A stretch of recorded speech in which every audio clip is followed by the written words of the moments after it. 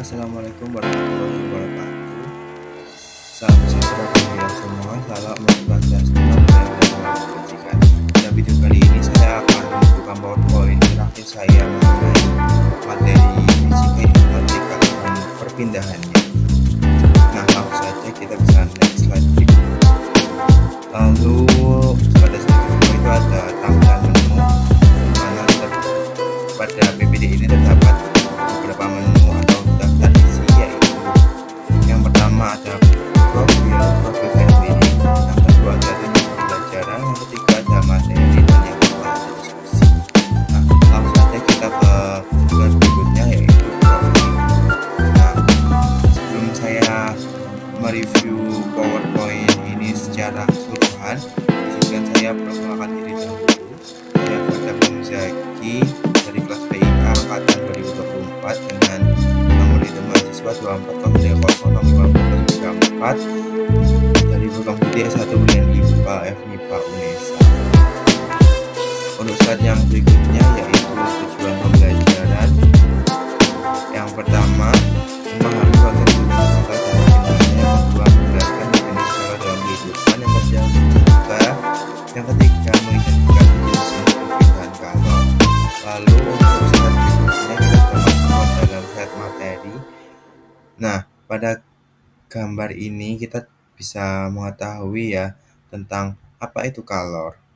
Nah, sebelum saya menjelaskan secara keseluruhan, kita dapat melihat pada gambar ini terlebih dahulu. Pada sebelah kiri atas terdapat sebuah matahari yang terlihat sangat terik. Nah, dari gambar tersebut, apa yang teman-teman rasakan saat berada di bawah sinar matahari seperti itu?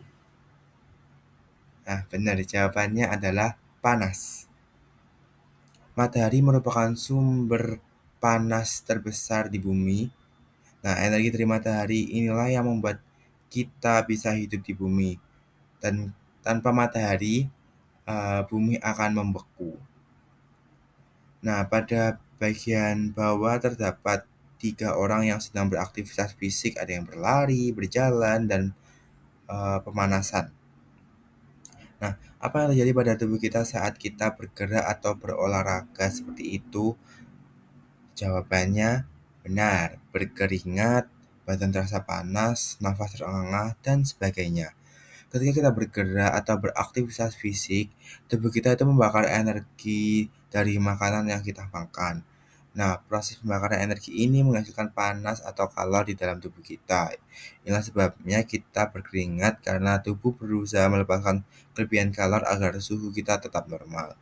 Nah, dari sini kita dapat mengetahui bahwa energi yang berpindah dari suatu benda ke benda lain karena adanya perbedaan suhu itu adalah panas. Pada intinya, kalor adalah energi panas. Nah, untuk slide berikutnya kita akan mengupas tuntas mengenai perbedaan kalor dan suhu. Teman-teman semua, ini adalah bagian yang paling sering membuat kita bingung. Kita sering sekali menganggap kalor dan suhu itu sama, padahal keduanya itu berbeda loh. Mari kita lihat perbedaannya pada gambar yang terdapat pada laptop ini. Nah, dari definisinya sendiri, suhu adalah ukuran derajat panas atau dingin suatu benda, dan suhu itu hanya mengukur seberapa panas atau seberapa dingin suatu benda atau sesuatu. Nah, sedangkan kalor merupakan energi panas yang berpindah akibat adanya perbedaan suhu. Nah, kalor selalu berpindah dari benda yang lebih panas ke benda yang lebih dingin. Nah, untuk suhu sendiri, alat ukurnya yang digunakan yaitu termometer, dan satuannya ada 3. Yang pertama adalah derajat Celcius, derajat Fahrenheit, derajat Kelvin. Sedangkan untuk kalor sendiri, alat ukurnya itu adalah kalorimeter, di mana kalor merupakan energi sehingga satuannya adalah joule atau kalori. Nah, perlu digarisbawahi, suhu hanya menunjukkan kondisi seperti termometer yang menunjukkan seberapa derajat suhu seseorang atau suhu suatu benda. Nah, sedangkan kalor itu menunjukkan proses perpindahan energi dari benda panas. Misalnya eh, bola merah ke bola dingin atau es batu. Nah, langsung saja kita bisa next slide. Nah, pada slide ketiga yaitu slide pengaruh kalor. Nah, di sini kalor itu dapat mempengaruhi dua hal. Yang pertama itu ada perubahan suhu dan ada perubahan wujud.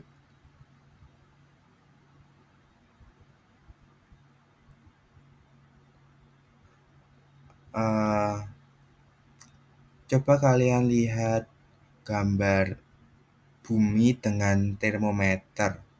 Nah, ketika bumi menerima banyak kalor atau panas dari matahari, suhunya itu akan naik. Dan tentunya kita biasa mengenalnya dengan global warming. Nah, sebaliknya jika kalor dilepaskan, suhu akan turun. Nah, sedangkan pada gambar perubahan wujud itu terdapat gambar gunung es. Nah, ketika gunung es itu menerima kalor, apa yang terjadi? Yang terjadi adalah gunung es itu akan mencair, akan mengubah wujudnya yang semula dalam bentukan gunung yang padat menjadi cair atau liquid. Nah, untuk slide berikutnya yaitu pengaruh kalor, perubahan suhu dapat dituliskan dalam Q sama dengan MC derajat apa kok derajat Q sama dengan M kali C kali delta T, di mana Q sama dengan kalor, M adalah massa, C adalah kalor jenis, dan delta T adalah perubahan suhunya. Nah, untuk slide berikutnya yaitu pengaruh kalor. Nah, pengaruh kalor ini dituliskan dengan rumus secara matematis seperti Q sama dengan M kali L.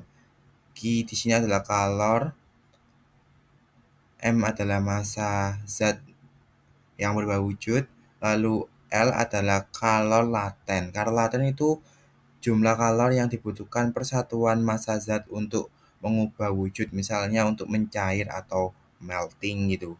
Nah, dari gambar ini kita dapat mengetahui contoh siklus perubahan wujud contohnya itu dari padat atau solid ke cair atau liquid, itu adalah mencair atau melting. Lalu dari liquid ke gas itu adalah menguap atau vaporization. Lalu dari gas ke padat itu adalah deposition. Oke, langsung saja next slide. Nah, ini yang paling penting yaitu jenis perpindahan kalor. Coba perhatikan gambar panci yang sedang memanaskan air di atas kompor. Nah, dalam kehidupan sehari-hari yang sangat sederhana ini ternyata ada 3 jenis perpindahan kalor yang sedang bekerja secara bersamaan. Contohnya ini pada gambar ini. Terdapat 3 jenis perpindahan kalor. Yang pertama itu ada konduksi. Konduksi sendiri itu adalah perpindahan kalor melalui zat padat tanpa disertai perpindahan partikel zatnya. Konduksi atau conduction ya. Contohnya pada gambar ini adalah kalau dari api langsung menyentuh dasar panci. Nah, partikel pada dasar panci itu bergetar dan mentransfer energi ke partikel air yang menempel di atasnya. Contoh lainnya itu ada ganggang panci, di mana panas dari panci merambat melalui material padat ganggang panci hingga ke tangan kita. Sehingga kita ketika menyentuh ganggang panci, itu terasa panas. Lalu berikutnya itu ada konveksi atau convection. Nah, konveksi ini merupakan perpindahan kalor melalui zat perantara yang disertai dengan perpindahan partikel zat tersebut. Zat perantara itu bisa berupa cairan atau gasnya.